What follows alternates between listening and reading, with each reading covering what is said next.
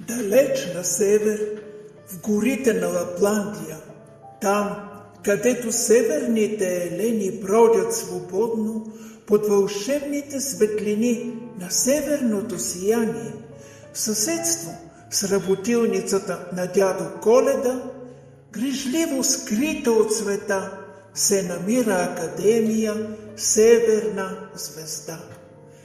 Тя е невидима за чуждите очи и никой не може да премине прага й без специална покана. Неин директор съм аз, баба Зима.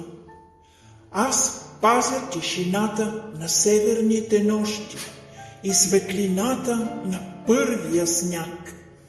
Моите помощници обикалят по целия свят и търсят онези деца, които носят магията на знанието в сърцата си. Здравей! Аз съм Тапио. С теб ще четем, ще разбираме и ще разговаряме. Работата е сериозна, но обещавам, няма да е скучно. Здравей! Аз съм Венла. С мен ще разказваш истории, ще измисляш и ще се смееш. Здравей! Аз съм Ник, еленът на приключенията. Когато дойде моят ред, значи те чака нещо специално.